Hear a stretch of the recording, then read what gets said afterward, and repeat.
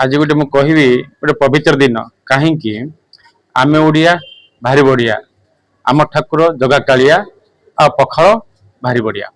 तो कहवा उद्देश्य है पखाल केवल गरीब खाना रही ना यहाँ उच्च स्तरीय लोक खाना हो सारे कहीं आपको भी WHO भी प्रमाण कर सारानी पखाल खाଇବା फल आम इम्यूनिटी स्ट्रंग हुए जिते कोरोना जो हो जो सारा विश्व हाहाकार होता से सब WHO कहला जो मैंने पखाल खाई इम्यूनिटी स्ट्रंग रही आप जानी आदिवासी को कोरोना मत छुई पार्ला नहीं। तो मो कहवा उद्देश्य जे पखाल एत महत्व रही जहाँकि सनातन धर्म सहित संश्लिष्ट रही आपण जानी आम धर्म जेकोसी पर्वपर्वाणी हो खाद्य हो आम स्वास्थ्य शस्य को परिवेश को धरिकी आम होता है।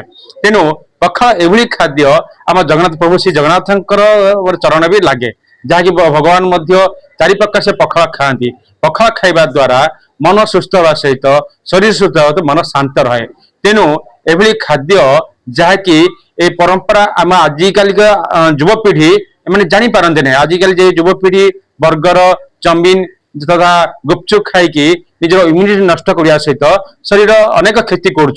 तेणु आज पवित्र दिन पखाल विषय मुझे समस्त कहबी आपण पखाल खातु शांत रुहतु सुस्थ रुहतु इम्यूनिटी रुहतु सनातन धर्म को बंचातु।